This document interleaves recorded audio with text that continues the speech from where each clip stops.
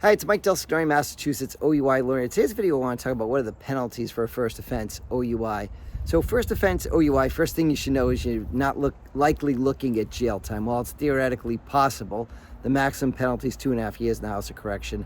It's extremely rare. Clients almost never get jail time for a first OUI. There's a couple courts where there's some judges that could impose jail, but still highly unlikely. So what is the typical penalty if you go to trial and you lose for a first OUI? You'll generally get a guilty finding. You'll be on probation for a year, have a 45-day license loss, and have to pay fines and fees and do an alcohol education program. Now, if you take the plea, which is a continuance without a finding, technically you don't have a conviction. It may come up on some background checks if your employer has a higher level of access to query records. But after that, you're going to have pretty much the same penalties. You'll have a 45-day license loss, you'll have a year probation, and you'll have to do an alcohol education program.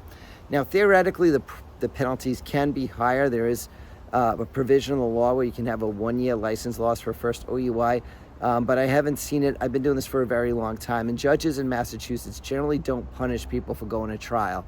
You have a right to a trial, to have a trial from a judge or jury, and judges don't really chill that right in Massachusetts by saying, well, if you go to trial, you'll be worse off than if you took a plea. Now, in some states that happens. Judges penalize people for going to trial, and certainly it could happen on more serious cases in Massachusetts. But first offense OUI is a misdemeanor offense. These are the most common trials in district court, and the reason is generally, like I said, judges don't penalize people for going to trial. So given that the penalty is not substantially different if you take the quaff versus a guilty finding, for many people the best decision is to take the case to trial. Some of the other penalties or things you should consider when you resolve a first OUI: if you have a license to carry, a guilty finding will prevent you from continuing to have a license to carry, whereas a quaff, you might still be eligible to have your license to carry if you have an FID card. With a quaff or a guilty, technically you're not supposed to go to Canada. You're inadmissible to go to Canada.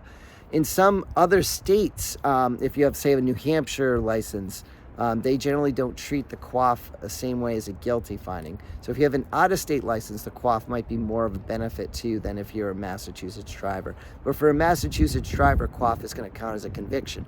Now, typically, OUI offenses are often paired with other crimes like negligent operation, sometimes leaving the scene of property damage.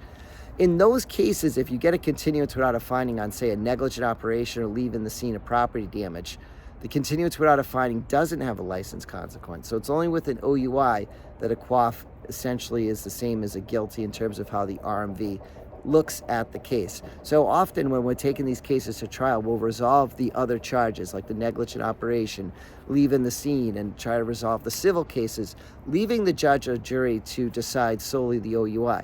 If it's a jury trial, sometimes I do like to give the jury the negligent operation charge in the hopes of achieving a split verdict or a compromise in the case.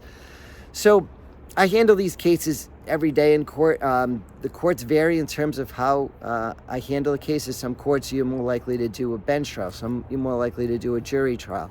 So each court has its own little quirks. In each police department, I've handled cases with almost every police department there is in Massachusetts. And I know sort of the different things, types of evidence you can expect from each department. Little nuances about the booking area and things like that could help you get a breath test suppressed or excluded from evidence. Now, one of the other penalties for an OUI is if you take a breath test and fail, you're looking at a 30-day suspension.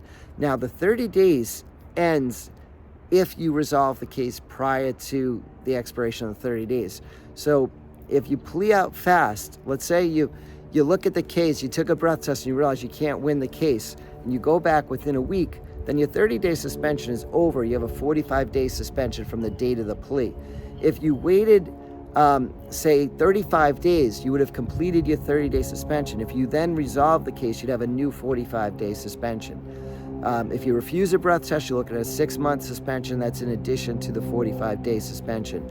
So those are the penalties for first OUI offenses. I help people with these types of cases every day. It's my passion, helping people avoid OUI convictions, get back on their life, get back on their feet in their life, and to help them achieve their goals, because many of my clients are students, engineers, doctors. I've represented lawyers, nurses, And I want to see people succeed, and that's what I'm hoping I can do, is to help get you on that path of success that you were on before the case. So call, text anytime, 781-686-5924.